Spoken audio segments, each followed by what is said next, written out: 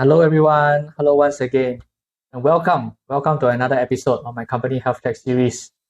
So for those of you who did not know, viewers watching today is actually the eve of the Chinese Lunar New Year. So here, I'd like to wish everyone 恭喜发财, 恭喜发财. That means healthy returns, healthy and wealthy returns as of this year. All right. So without further ado, I'd like to share with you what my company health check series is about. Oh, and before that, if you haven't watched my previous videos, what we do in this channel is that I usually share the updates of what I think about the economy, the markets, and also individual companies that I invest in. So what is the company health check series about? Here I will share occasional updates on my portfolio companies I'm invested in and am still holding. I will analyze them using the bottom-up approach, usually by looking at the quarterly reports all the way to the full year and beyond. I believe that by journaling my research in video format, I hope I can make myself more informed of my past decisions, be it right or wrong, and also share my insights with everyone here. Hopefully, all of us can benefit in some way, especially to fellow active value investors like myself. So, without further ado, let's deep dive into Apple's first quarter 2024 results that just recently released last week. Apple shares have already gone up to another high, but will it be able to reach its $3 trillion record, which is what Microsoft have already done? They are already now currently sitting at a $3 trillion record, and Apple is just lagging behind by a small, I wouldn't say it's a small number, but if you compare it in the trillions, it's actually quite a large number, right? But to Apple, they are nearly there. But after that, it corrected itself. The share price corrected itself after they announced the first quarter 2024 results. So I would like to, many will ask, okay, how will Apple perform in 2024? And let's watch on to find out. But before I continue, do remember to smash the subscribe button to my channel and share my videos. Your support is indeed very important to me to create more new content for you guys to watch. It is interesting to note that for the current quarter, sales in the US, Apple's largest market, have edged up 2% year-on-year and saw a strong 26% quarter-on-quarter growth, better than the previous quarter performance in terms of growth. And this could be due to the festive season in the final quarter that boosted sales. Europe, Apple's second largest market, saw a strong year-on-year growth of 9% and quarter-on-quarter growth of 35%, reflecting record high performances in this quarter compared to the previous quarters. However, China continues to decline year-on-year, but surprisingly is still up 38% quarter-on-quarter. The overall year-on-year revenue for the quarter is up 2%, while quarter-on-quarter increased 33%, indicating a very good performance compared on a quarter-on-quarter basis. This could be consistent due to the festive season quarter. This year, I'm expecting slower year-on-year growth rate for Apple full-year revenue expectations at 15 to 20%. This will take into account Apple's continued declining revenue trends in China, Apple's third largest market. China's worsening outlook, increased competition, and poorer economic environment in 2024 might push down Apple's ASPs, or average selling prices further. So let's take a look at the product segment sales for Apple.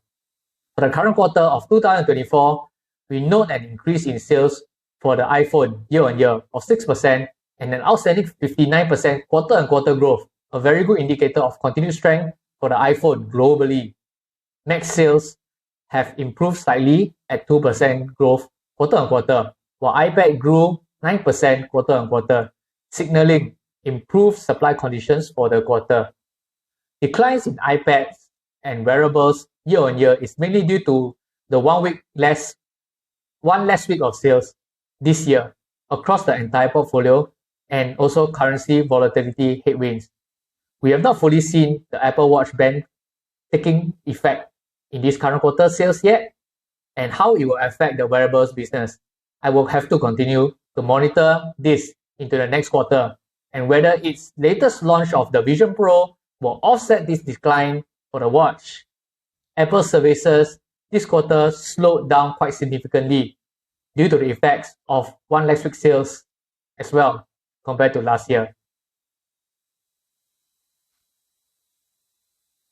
Now, we shall look at a peer segmented business. In this case, Microsoft's recent results to compare. So that you can get a better picture on both companies' relative performance. Even though both businesses use slightly different reporting standards and may operate in a different business environment, I think we can use this information to paint a snapshot of the tech industry's business environment this quarter, and then we can deduce a valuation relative to both companies. Microsoft overall segmented revenue grew year-on-year, grew significantly more than Apple at 14.9% versus just 2% for Apple. If we look at quarter-on-quarter overall revenue growth for Microsoft, this grew 9.74% versus a 33% for Apple. Therefore, I find that Microsoft had a larger outperformance if compared to last year, as its business grew on a lower revenue base. Microsoft Cloud revenues continues to grow at exceptional rates of 17% year-on-year and 7% quarter-on-quarter.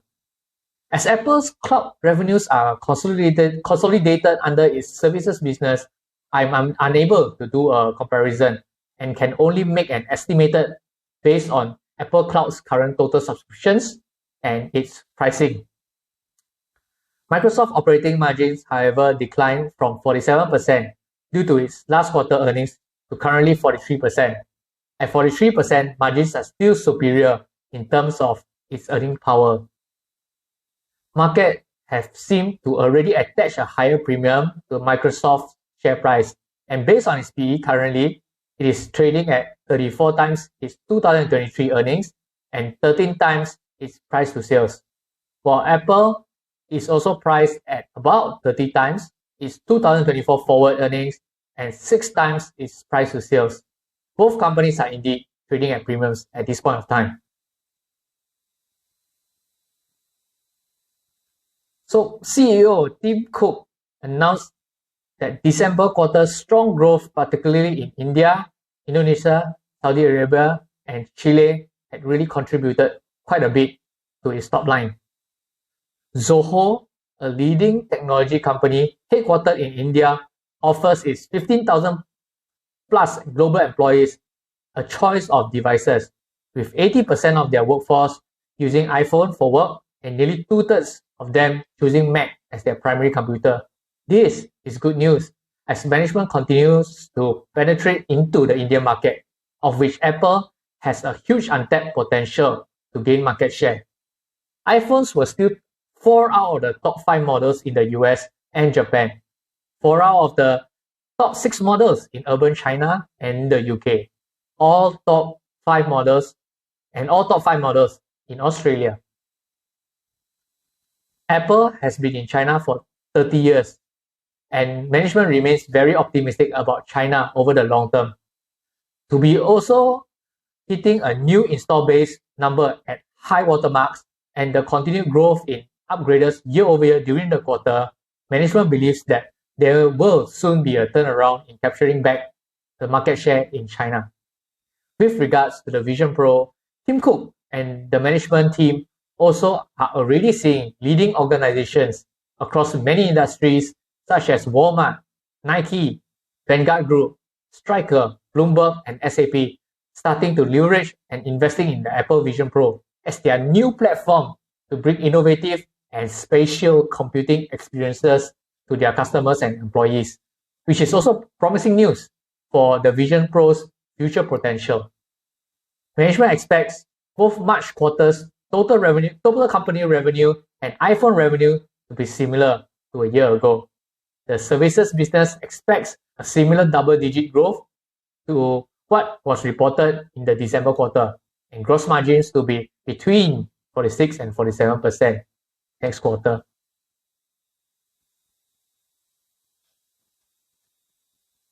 As you can find in YouTube lately, many early adopters are already quote and unquote showing off their latest toy as they get their hands on the Apple's Vision Pro by using it even in the streets and subways of the US. This creates organic marketing for Apple, as these early adopters pilot test the product.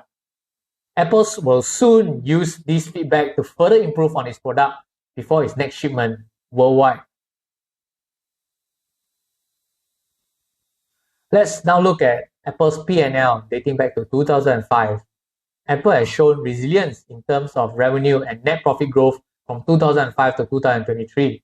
Apple has performed well during crises, particularly in the 2009 mortgage crisis and the COVID, creating healthy return to its investors.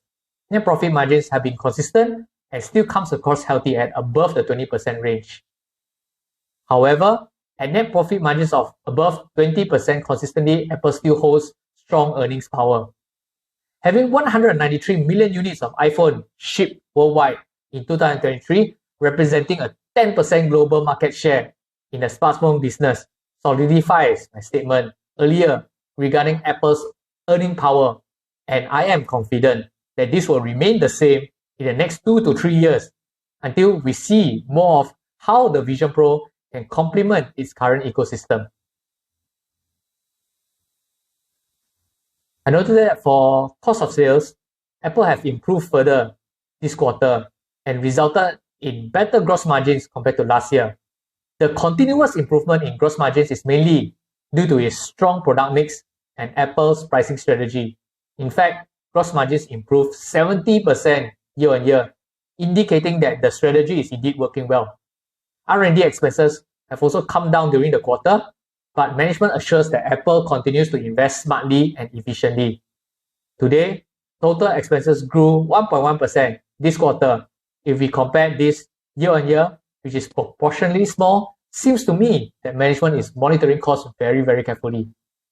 Operating expenses is expected to be between 14.3 billion to 14.5 billion, while other income and expenses is expected to be around 50 million. Excluding any potential impact from the mark-to-market of minority investments and expected tax rate to be around 16% the next quarter. Apple's overall term debt position have reduced this quarter, as Apple is committed to make use of its stronger cash position to both reduce debt and buy back shares. During the quarter, Apple returned nearly $25 billion to shareholders. Inventory turnover, an important metric for retailers to measure stock movement from its warehouses, remains strong at 21 times in the first quarter. I look at net ROA instead of ROA for a clearer picture of how a company deploys its net assets, and I set a basic hurdle rate for growth companies such as Apple, depending on the business I invest in. Its first quarter net ROA sits at 55% and continues to show strong returns on its net assets. Apple's debt to equity is at 146 times, and its structure remains similar to that of last quarter. Free cash flow as at first quarter 2024 is $2.68 per share, and this is a good improvement from its third quarter's free cash flow at $1.68 per share. It is, however, not meaningful to look at first quarter 2024's multiples of free cash flow to its current valuations, as we will not be able to compare this with its full year accumulated free cash flows, provided we attempt to make a forecast, which will prove quite futile, as many factors can change cash flow movements within the year. Capital expenditure to sales have been 10% of sales and remain the same if we compare it to the previous quarter. What we are able to take away here is that Apple, at its current quarter, is still healthy in terms of free cash flow generation, as free cash flow has improved quarter and quarter, and this will generate healthy ROA and ROE, or return on assets and return on equity, for optimized usage of the cash flows going forward. Let's look at other valuation metrics next. Apple's PE is sitting at 30 times forward earnings, with their share price now at $189. Apple's median PE is 25 times, while the industry's PE is at 28 times. This shows that Apple's current multiples valuation is already overbid. Based on my PE forward valuation matrix, Apple share price to me should be around the 155 to $165 range. I revised this slightly upwards from my previous quarter estimates. I believe that the optimism with investors is that they are pricing in bright future prospects of Apple, not yet priced in with potential AI developments and its Vision Pro.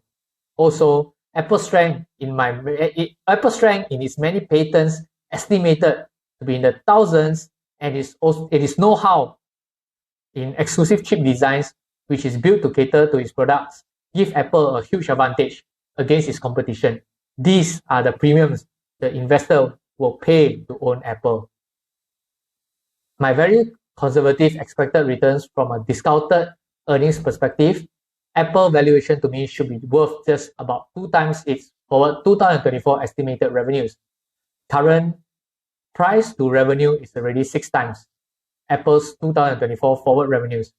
My valuations give me an implied return on Apple's earnings at 9% per year, which is risky given Apple's earnings declined last financial year.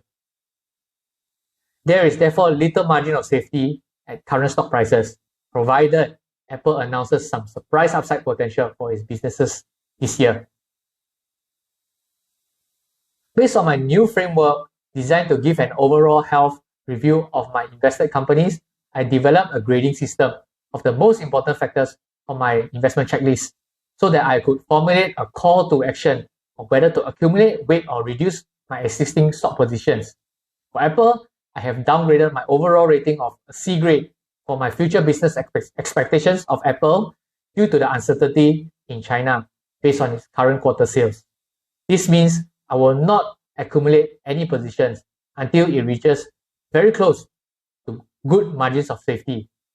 Short open interest positions for Apple have also come down with a current short ratio of just 11% compared to 30+% last year, therefore signaling stable prices for Apple in the near term. So anyway, till my next video, I shall see you guys and let's for the win. Alright, goodbye and see you. Happy New Year. Bye bye.